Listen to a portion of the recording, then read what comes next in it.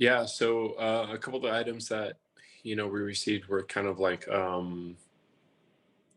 not not fully raw. So there was like a katsu and like an eel cutlet that was like pretty much ready to go, just fried. So for me as a chef, it was kind of like you know they took care of pretty much 95% of it.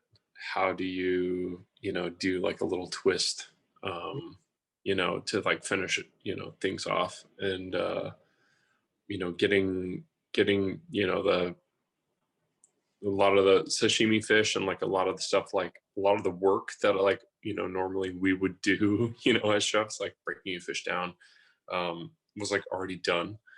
So it's Okay. pretty much finishing dishes and doing things. So um, we did see like a mackerel dish, like probably 20 minutes ago, that was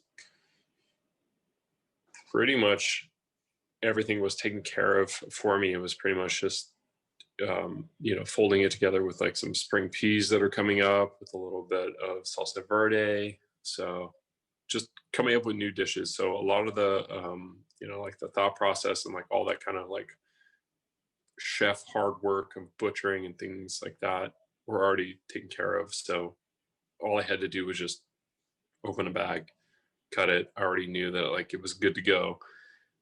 Dice it up, fold it in. So that was like extremely helpful. The quality of the ingredients has been really good. A lot of times in fish and transport, when we get it, it's kind of mealy, just because of the amount of time that it goes from step one to me and then to our guest. So the mackerel, I would say, is probably like one of the best things that we received. The Suzuki as well was really nice. Um, it's kind of a interesting thing because we didn't really have to do too much to the ingredient. Um, it's a little salt. It's a little bit of dashi.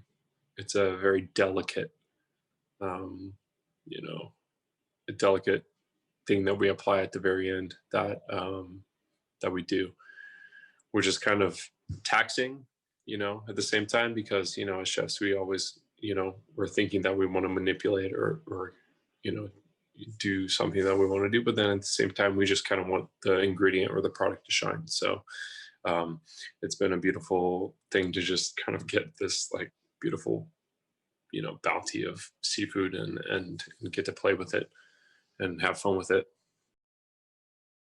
At the end of the day, good is good, right? So that's undeniable, right? So like as a chef, like if I have an apple and somebody else has an apple, but my apple is better than their apple, then ultimately, I guess at the end of the day, I'm the better chef. So sourcing, and having, you know, great purveyors and, knowing really, really where like a product comes from. For me, at the end of the day, um, that's where I instill the trust. You know, if I know that this peach comes from Frog Hollow Farm, if I know the farmer, kind of like circling back around to kind of a Chez Panisse kind of mentality. Um, if I know it's good, it's really up to me to not manipulate it too much, and to make recipes that kind of allow a product to either shine or have some sort of interesting thought process behind it. That's kind of like where I am right now. Firstly, you're going to notice the firmness as it gets, for me, as it gets closer to the collarbone of the fish.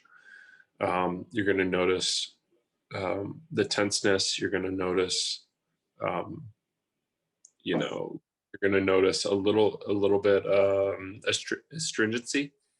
The ikijime and the bleeding of the fish is super important.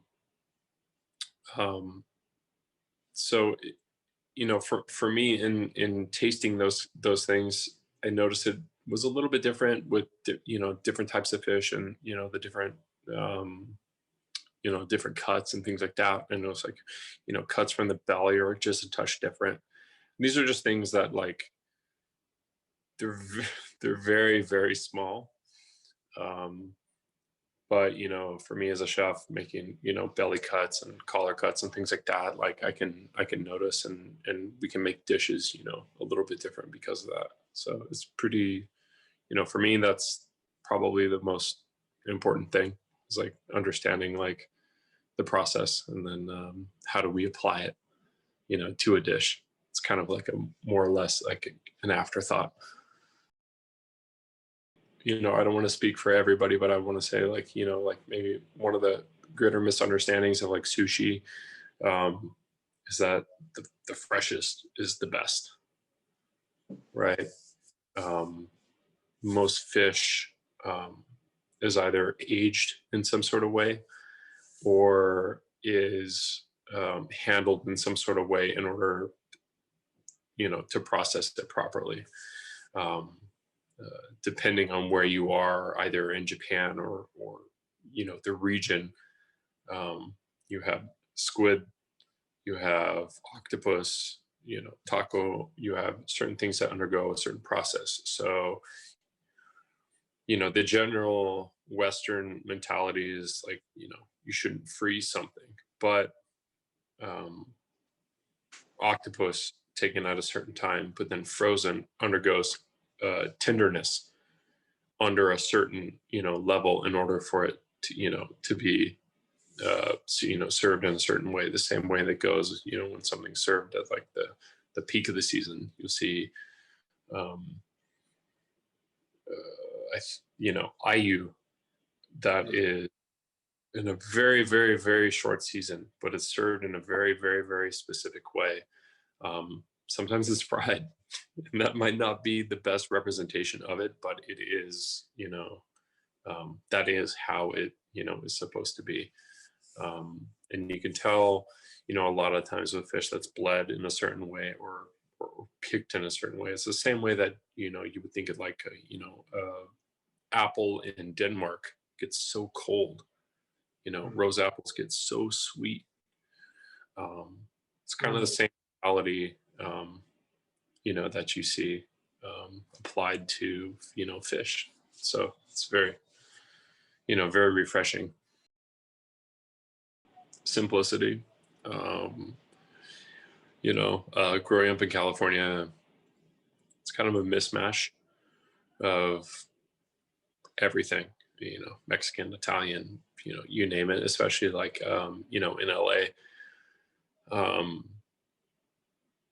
I grew up with no culinary traditions, or no, nobody, you know, I was pulling on no apron strings, you know, with an Italian grandmother or things like that. So for me, it was kind of like the world was an open book for me to explore. Japan, for me, uh, was a way for me to understand tradition and rules. Um, and once you study and understand those rules, then you can understand how you can bend the rules, respectfully. Um, so that was kind of a beautiful thing for me, studying Japan and working in Japan, and working with other chefs that were Japanese, because they were stuck in, maybe not stuck, but maybe like, they adhered to tradition. I can only do this because I studied, from him, and this is what we do. Um, I did, multiple dinners and things like that, collaborating with different chefs. David from Shibumi is, down in Los Angeles, is, a great case study.